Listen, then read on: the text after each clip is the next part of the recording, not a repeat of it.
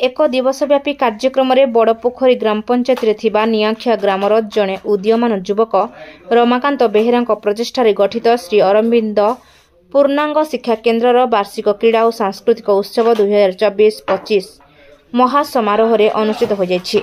कुनि कुनि पिलामानंक सुंदर क्रीड़ा प्रदर्शन सांगक नृत्य संगीत और प्रदर्शन में शह शह संख्यार दर्शक विमोहित हो जाइथिले। प्रचंड ठंडा सत्वे रात्रि 9 घटिका पर्यंत पिलामानंकर कार्यक्रम को दर्शक माने बेस उपभोग करुथिले। अपराह्न 4 घटिका समय एक साधारण सभार आयोजन करा जायथिला।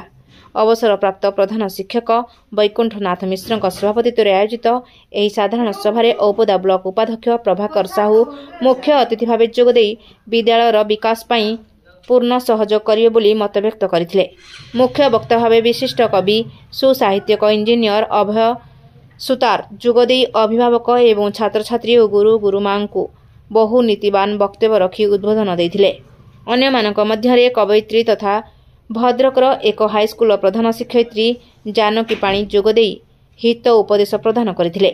नवजीवन शिक्षा संसदर राज्य संयोजक नारायण प्रसाद अगस्ती छात्र छात्री जीवन शैली रे किपरि पूर्णांग शिक्षा प्रभाव पकाई थाए ताहा सुंदर भावरे बुझाइथिले। अन्यतम वक्ता सांबादिक मनोज दास श्री अरविंद एवं श्रीमांकर आदर्श अनुप्राणित हेले दुख आपण छाए दूर होइथाए कहिथिले। विभिन्न क्षेत्र में कृतित्व अर्जन करिथिबा गवेषिका सुमित्रा पाढ़ी, नाट्य निर्देशक सुशील कुमार महापात्र, संगीत निर्देशक सुदर्शन साहू, नृत्य गुरु मायाधर नायक प्रमुख को संबोधित करा।